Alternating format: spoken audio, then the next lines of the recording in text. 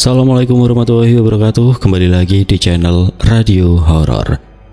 Untuk kisah kali ini ada sebuah cerita dari tulisannya Pijar Horor. Dan untuk kisah yang akan saya bawakan kali ini, sebuah kisah yang berjudul Misteri Jembatan Merah.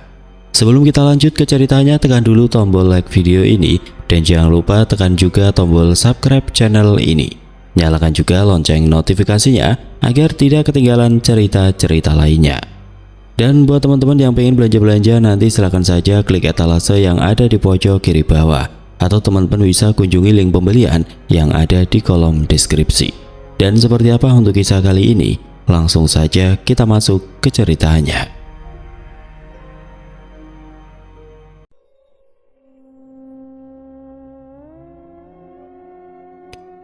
Suara tangisan pilu yang menggema di Jembatan Merah membuat Pak Karso, salah satu warga yang kerap melintas di sana, merinding bukan main. Jantungnya berdebar kencang. Lelaki yang baru saja pulang bekerja itu menelan ludahnya susah payah. Bulu kuduknya meremang, seolah ada ribuan semut yang berlarian di kulitnya. Ia menajamkan pendengarannya, mencoba meyakinkan diri bahwa ia salah dengar. Atau itu hanya suara angin yang berdesir di antara pepohonan. Namun sekali lagi ia mendengar suara wanita menangis. Kali ini lebih jelas dan menyayat hati. Tanpa pikir panjang, Pak Karso langsung tancap gas, meninggalkan jembatan angker itu secepat mungkin. Sial, suara apa itu tadi? Tumben ada hantu di sana, umpat Pak Karso kesal, mencoba menenangkan dirinya yang ketakutan. Pak Karso berusaha keras menarik tuas gas, namun anehnya motornya seakan membeku di tempat. Mesin meraung, namun kendaraan itu tetap bergeming, tidak bergerak sedikit pun. Pak Karso akhirnya sadar bahwa ada sesuatu yang tidak beres. Ia mengedarkan pandangannya ke kanan dan kiri. Sawah membentang luas di kedua sisi jalan, sunyi, senyap, kecuali suara jangkrik yang saling bersautan di kejauhan. Bulu kuduknya semakin meremang, hawa dingin merayapi tulang punggungnya. Pak Karso kembali mencoba menarik gas motor. Kali ini mesinnya menyala dan motornya bergerak. Namun rasanya aneh, sangat berat, seolah ada beban bertonton yang membonceng di belakang. Dalam kepanikan, Pak Karso membaca semua ayat-ayat Al-Quran yang ia hafal, mulai dari Yasin hingga ayat kursi. Namun semakin ia membaca, semakin berat pula motornya terasa. Akhirnya Pak Karso memutuskan untuk turun dari motor.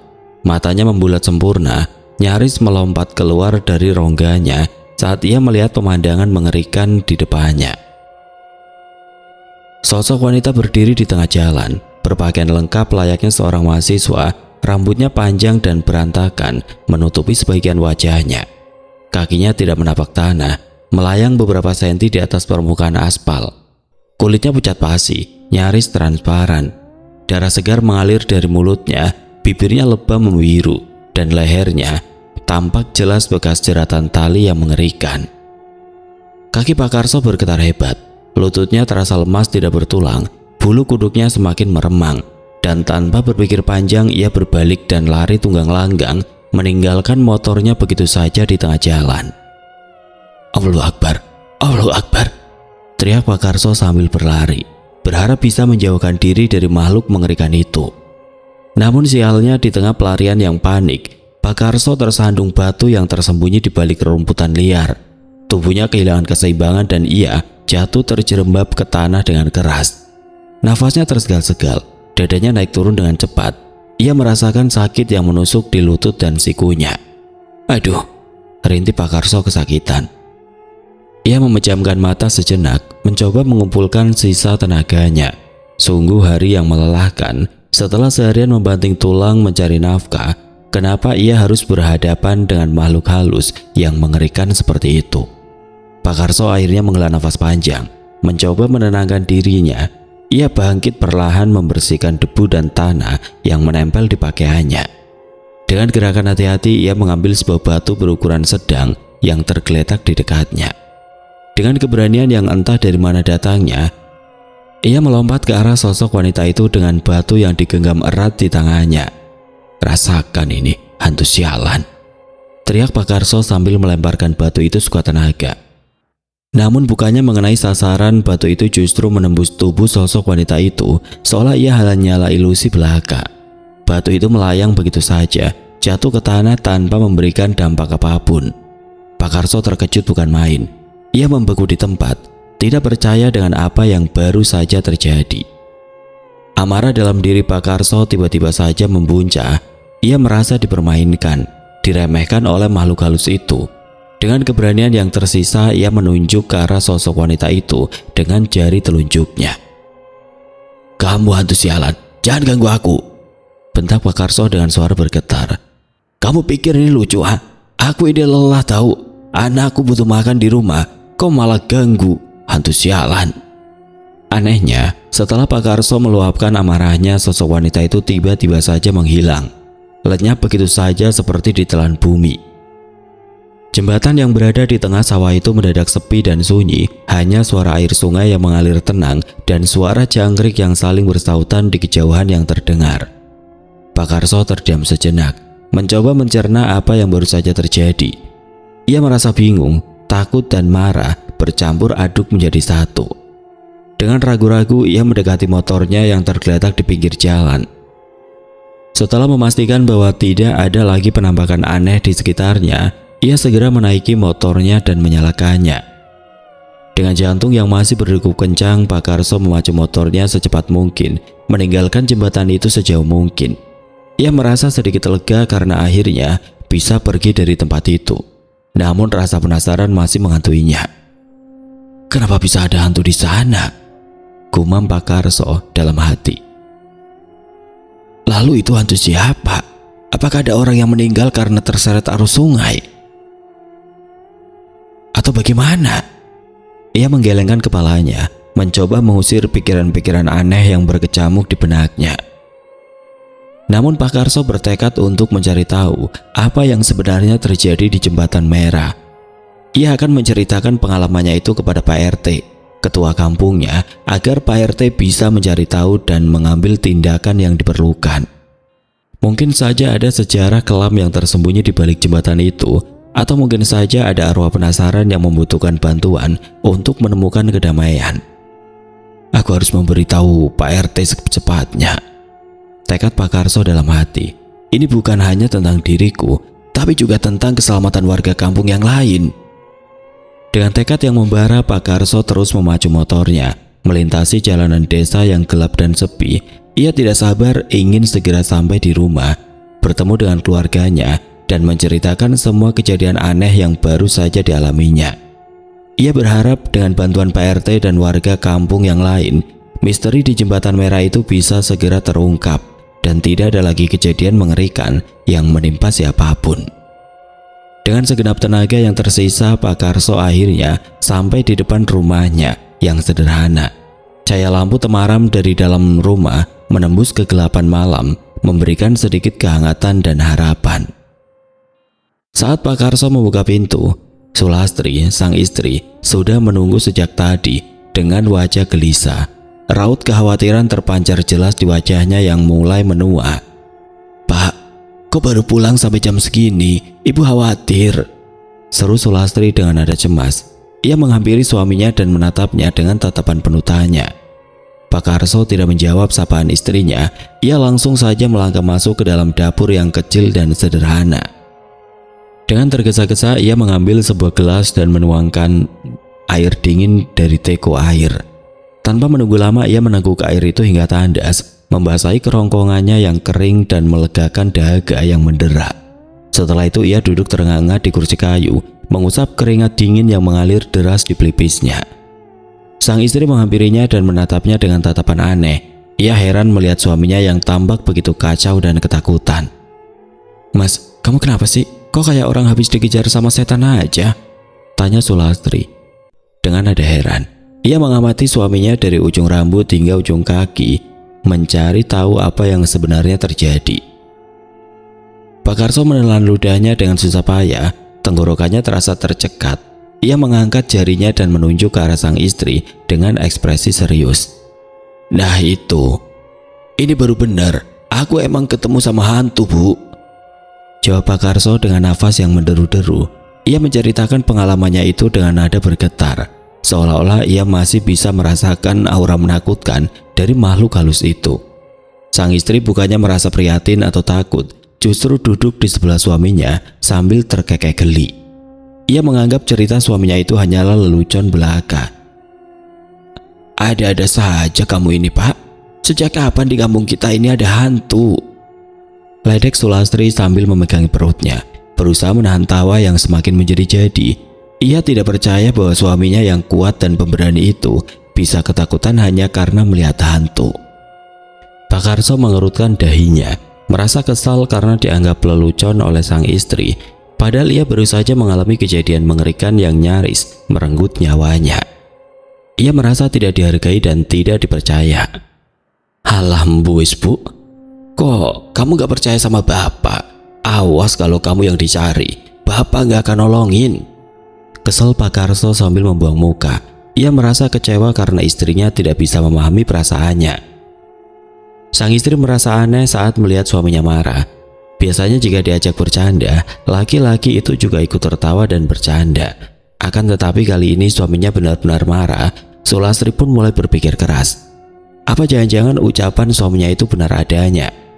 Lalu, hantu siapa yang berani meneror kampung mereka yang tenang dan damai ini?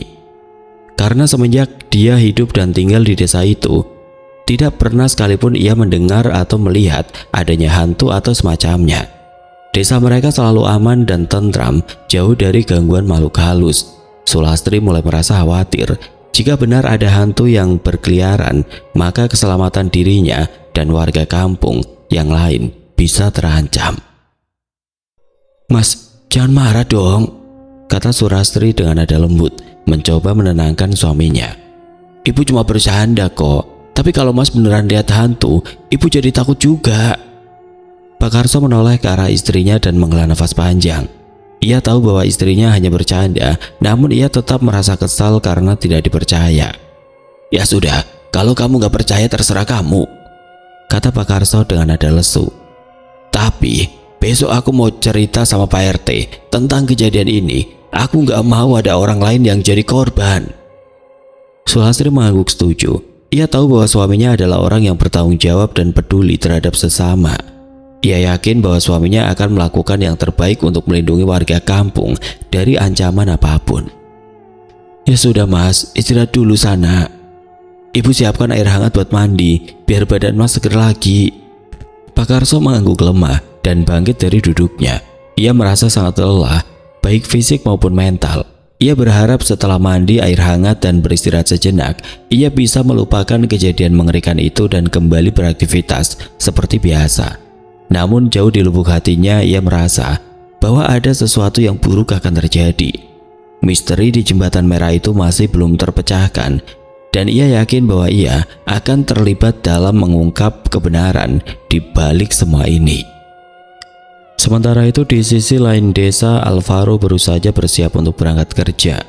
Ia mendapatkan giliran shift malam di salah satu perusahaan manufaktur yang terletak di kota Malang. Sebagai seorang pekerja keras, Alvaro selalu berusaha untuk datang tepat waktu, bahkan lebih awal, demi menghindari pemotongan gaji yang akan membebani keluarganya. Namun entah mengapa suasana malam itu terasa aneh dan mencekam. Hawa dingin menusuk tulang dan langit tampak lebih gelap dari biasanya. Alvaro yang biasanya tidak pernah merasa takut jika harus melewati jalanan di tengah sawah, tiba-tiba saja merasakan perasaan tidak nyaman yang sulit dijelaskan. Biasanya di jalanan itu selalu ramai dengan lalu lalang kendaraan dan orang-orang yang beraktivitas hingga larut malam. Lampu-lampu jalan bersinar terang, menerangi jalanan dan memberikan rasa aman. Namun malam ini semuanya terasa berbeda. Tidak ada suara jangkrik yang bersautan, tidak ada satupun orang yang melintas, dan lampu-lampu jalan tampak redup seolah enggan memberikan penerangan. Padahal jam masih menunjukkan pukul 8 malam, yang biasanya masih ramai dengan aktivitas warga desa. "Kok nggak ada orang lewat ya? Tumben," gumam Alvaro dalam hati. Ia merasa heran dengan suasana sepi yang tidak biasa itu.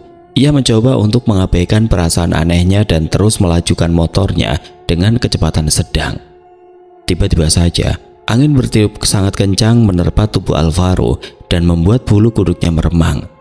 Di tengah deru angin, ia mendengar suara desau aneh, seperti seseorang yang sedang bersiul lirih. Alvaro menoleh ke kanan dan kiri, mencoba mencari sumber suara itu. Namun ia tidak melihat apapun selain hamparan tanaman padi dan jagung yang membentang luas di kedua sisi jalan. Aneh, kayak ada yang bersiul. Masa sih suara angin? Semakin merasa tidak nyaman dengan suasana yang semakin mencekam, ia mencoba untuk menenangkan dirinya dan menganggap suara itu hanyalah ilusi belaka. Alvaro menambah kecepatan motornya, berusaha untuk segera keluar dari jalanan yang semakin sepi itu. Namun nasib buruk seolah tidak ingin meninggalkannya. Tiba-tiba saja mesin motornya mati dan motornya mogok tepat di tengah jembatan yang menghubungkan dua petak sawah. Lah sial, pakai acara mogok segala, kan gak lucu kalau aku telat, bisa potong gaji. Gerutu Alvaro kesal sambil memukul-mukul tangki motornya. Ia merasa frustasi karena motornya mogok di saat yang tidak tepat dan di tempat yang sepi pula. Ia merasa aneh, sebab motor itu baru kemarin diservis dan ia juga baru saja mengisi bensin. Jadi mustahil jika motor itu mogok, apalagi di tempat yang sepi dan jauh dari bengkel. Alvaro semakin merasa curiga bahwa ada sesuatu yang tidak beres dengan jalanan ini. Alvaro langsung saja turun dari motornya. Ia mengeluarkan ponselnya dari saku celana. Ia menyalakan lampu senter dari ponselnya dan memeriksa mesin motornya dengan seksama. Namun anehnya, ia tidak menemukan satupun kerusakan atau masalah pada mesin motornya. Semua tampak baik-baik saja.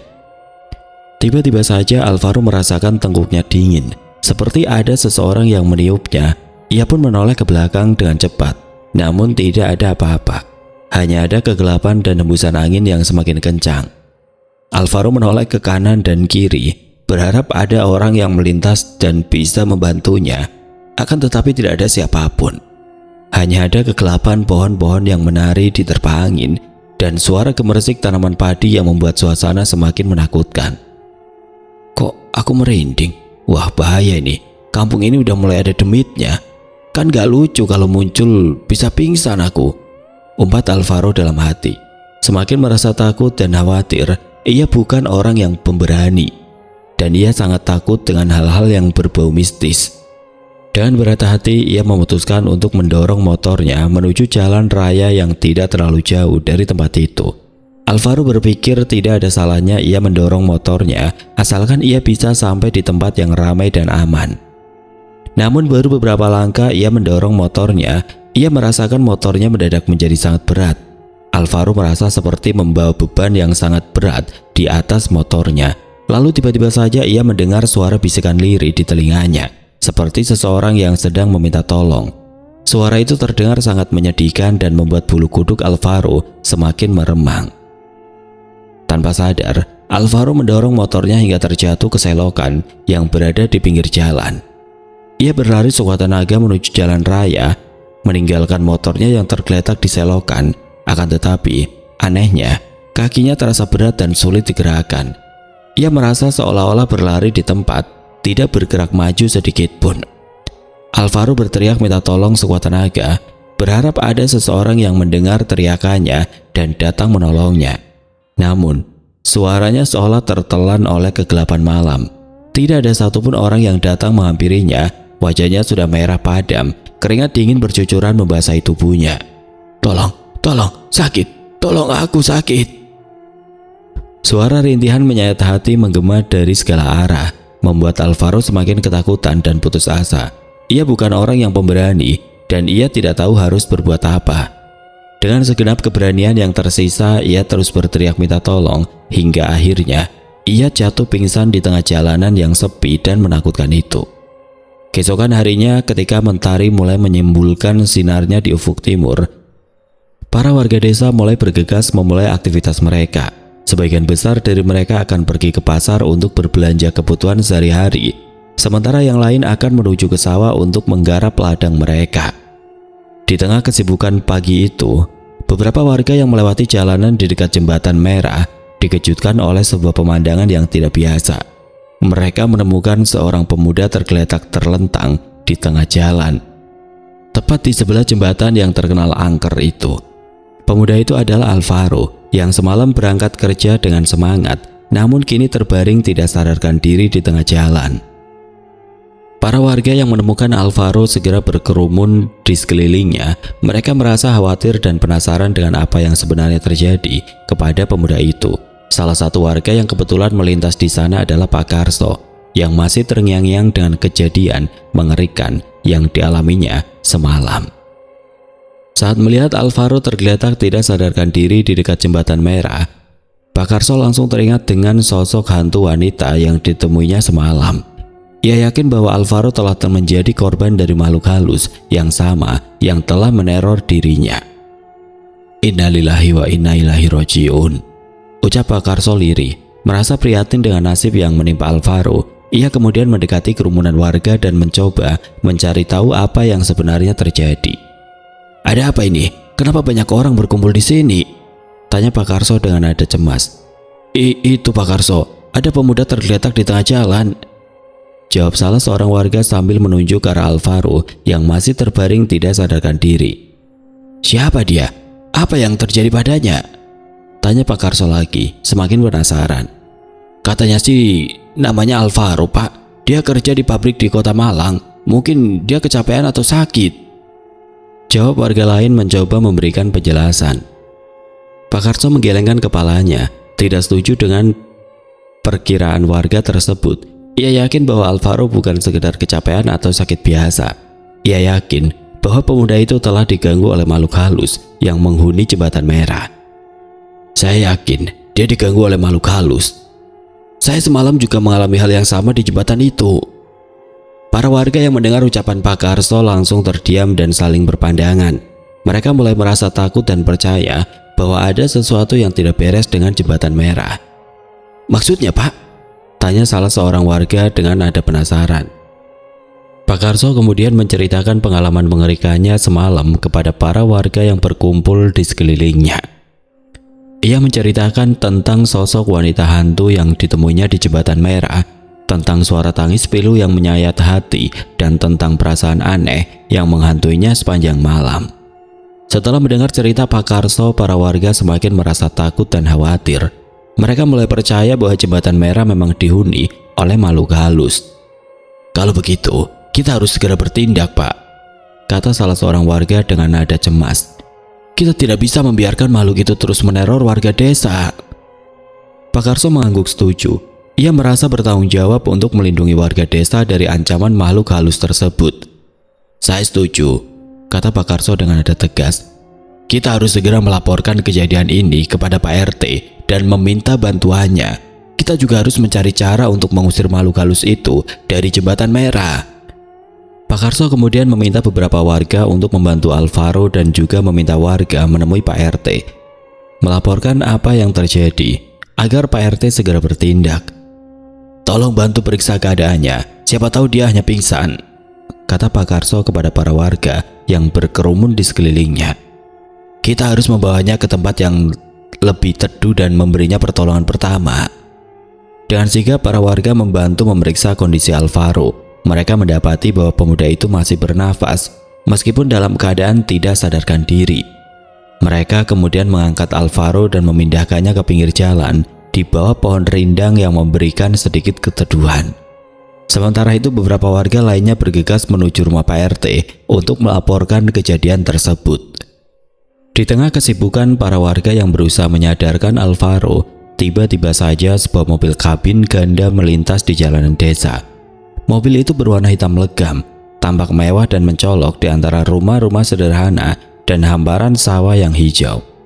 Awalnya para warga tidak terlalu menghiraukan keberadaan mobil itu. Namun mereka mulai merasa curiga ketika mobil itu berputar-putar di sekitar jembatan merah, seolah-olah sedang mencari sesuatu atau sedang mengawasi keadaan sekitar. Mobil itu melintas 2 kali, membuat para warga semakin curiga dan waspada. Mobil itu kenapa ya? Kok mondar-mandir terus dari tadi? Tanya salah seorang warga dengan nada curiga. Iya, aneh banget, kayak lagi nyari sesuatu, jawab warga yang lain ikut merasa curiga. Ketika para warga mencoba menghentikan mobil itu dan meminta bantuan untuk membawa Alvaro ke puskesmas terdekat, mobil itu justru semakin mempercepat lajunya dan menghilang dari pandangan. Hal itu semakin membuat para warga merasa aneh dan curiga. "Loh, kok malah ngebut? Padahal kita meminta tolong," kata salah seorang warga dengan nada kecewa. "Jangan-jangan mereka terlibat dalam kejadian ini," timpal warga lain semakin merasa curiga. Tiba-tiba saja para warga merasakan sesuatu yang aneh di sekitar sawah yang terletak tepat di sebelah jembatan merah. Mereka merasakan hawa dingin yang menusuk tulang. Meskipun matahari bersinar terik, mereka juga mencium bau busuk yang menyengat hidung, membuat mereka merasa mual dan tidak nyaman. "Bau apa ini? Kok busuk banget?" tanya salah seorang warga sambil menutup hidungnya. "Iya, bau bangkai kayaknya," jawab warga yang lain, ikut merasa mual. Awalnya para warga mengira bau busuk itu berasal dari bangkai hewan yang mati di sekitar sawah. Namun mereka merasa aneh karena bau busuk itu sangat menyengat dan tidak seperti bau bangkai hewan biasa. Selain itu mereka juga melihat banyak lalat hijau berterbangan di sekitar sawah, semakin membuat mereka merasa curiga. "Kok lalatnya banyak banget? Jangan-jangan ada bangkai yang besar di sana," kata salah seorang warga dengan nada curiga. "Iya, baunya juga nggak enak banget. Harus kita periksa ini," timbal warga yang lain merasa khawatir. Dengan perasaan was-was dan penasaran, para warga akhirnya memutuskan untuk mencari sumber bau tersebut. Mereka berjalan menuju ke arah sawah, menyusuri jalan setapak yang sempit dan berlumpur. Semakin mereka mendekat, semakin menyengat pula bau busuk yang mereka cium. Akhirnya setelah berjalan cukup jauh, para warga menemukan sumber bau busuk tersebut. Mereka terkejut dan ngeri saat melihat pemandangan yang terhampar di depan mata mereka. Di tengah sawah yang hijau tergeletak sesosok mayat wanita yang mengenakan pakaian serba hitam. Mayat wanita itu masih mengenakan helm, sehingga wajahnya tidak terlihat jelas. Tidak ada identitas apapun yang ditemukan di sekitar mayat tersebut, karena tas wanita itu tidak ada di tempat kejadian. "Ya Allah, mayat!" teriak salah satu warga dengan nada histeris. "Innalillahi wa inna ilaihi rojiun. Siapa ini?" tanya warga yang lain dengan nada terkejut dan ngeri. Para warga yang menemukan mayat wanita itu langsung terdiam dan membeku di tempat. Mereka tidak tahu harus berbuat apa. Mereka merasa takut, ngeri dan bingung dengan kejadian yang baru saja mereka saksikan. Pak Karso yang juga ikut menyaksikan pemandangan mengerikan itu langsung teringat dengan sosok hantu wanita yang ditemuinya di jembatan. Ia merasa curiga bahwa mayat wanita itu memiliki keterkaitan dengan makhluk halus tersebut. "Saya yakin ini ada hubungannya dengan hantu di jembatan merah," kata Pak Karso dengan nada serius. "Kita harus segera melaporkan kejadian ini kepada Pak Kepala Desa." Para warga mengangguk setuju. Mereka merasa bahwa kejadian ini sudah terlalu aneh dan tidak bisa mereka tangani sendiri. Mereka sepakat untuk segera melaporkan penemuan mayat wanita itu kepada Pak Kepala Desa agar segera dilakukan penyelidikan dan misteri di jembatan merah itu bisa segera terungkap. Kepanikan dan kebingungan melanda para warga yang menemukan mayat wanita di tengah sawah. Mereka tidak berani menyentuh atau memindahkan mayat tersebut karena takut jika mereka justru akan dituduh sebagai pelaku pembunuhan. Mereka sadar bahwa situasi ini sudah di luar kendali mereka dan membutuhkan penanganan dari pihak yang berwenang. "Kita harus segera memanggil Pak Kepala Desa," kata salah seorang warga dengan nada cemas. "Beliau yang berhak mengambil keputusan dalam situasi seperti ini."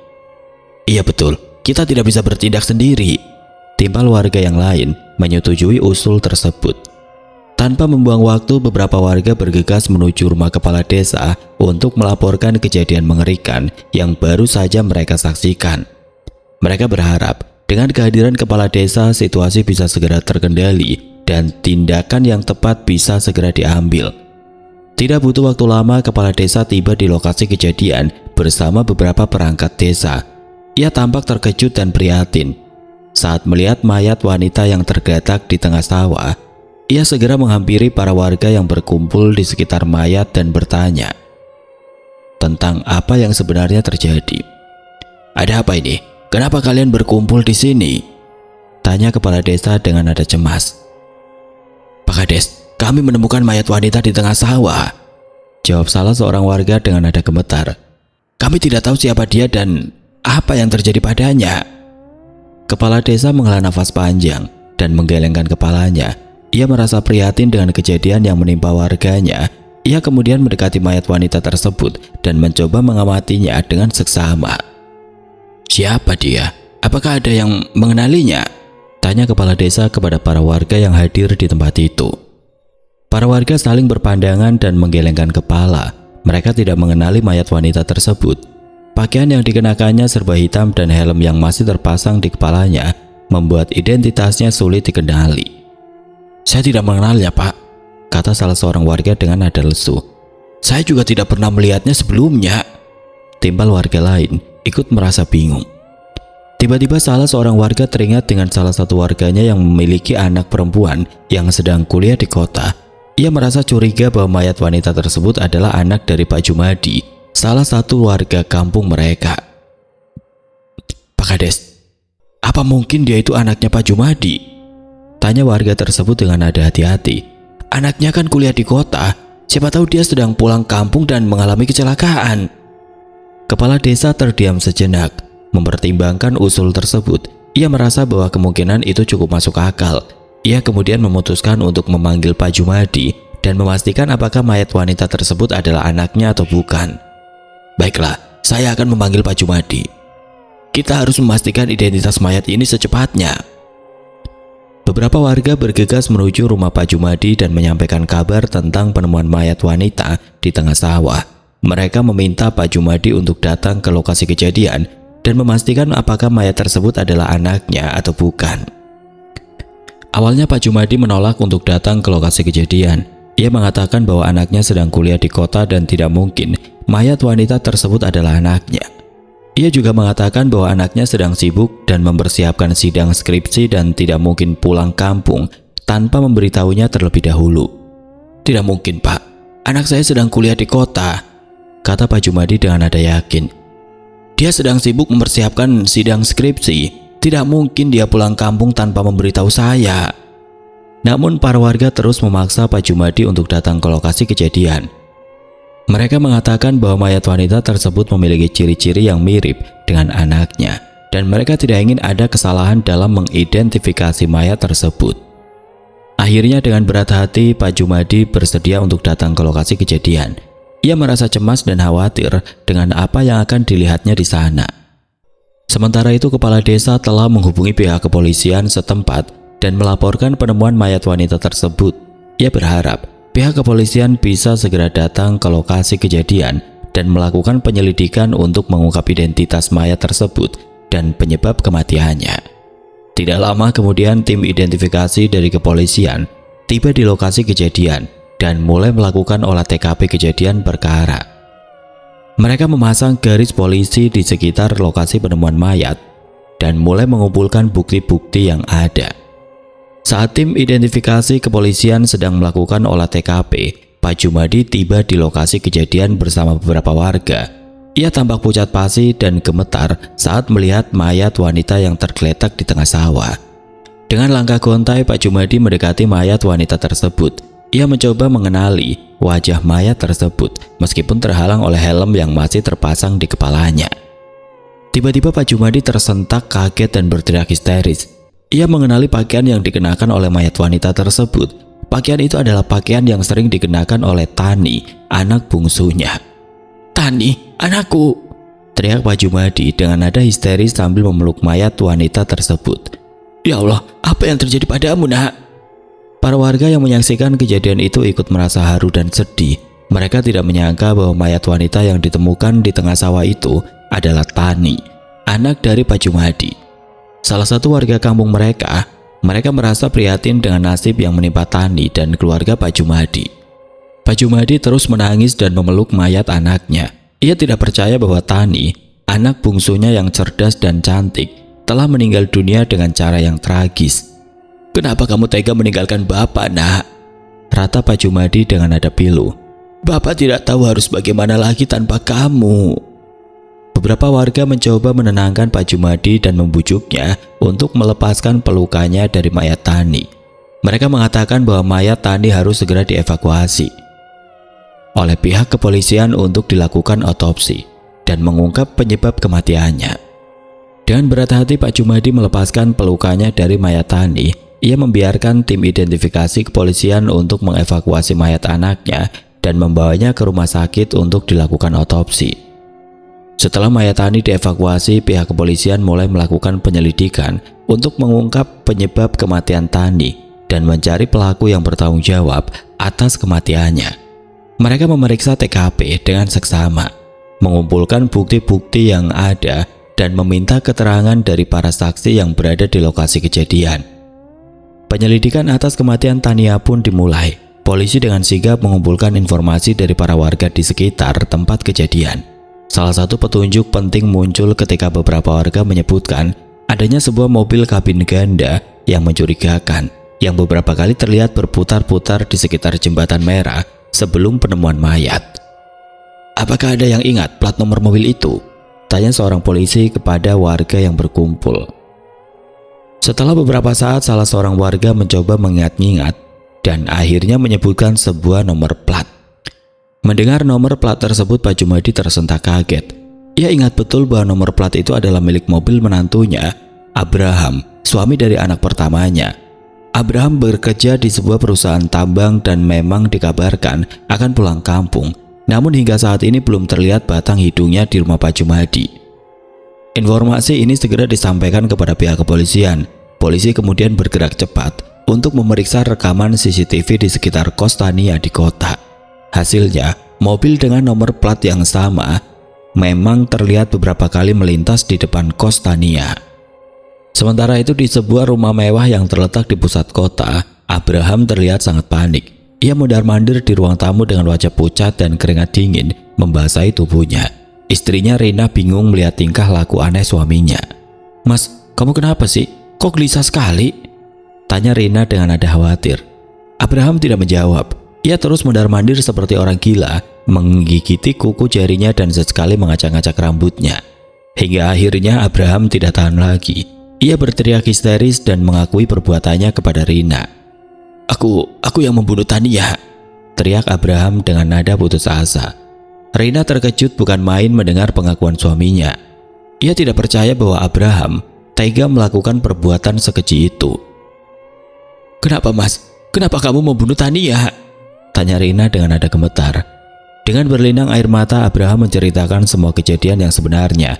Ia mengaku bahwa ia telah berselingkuh dengan seorang wanita lain dan Tania memergokinya.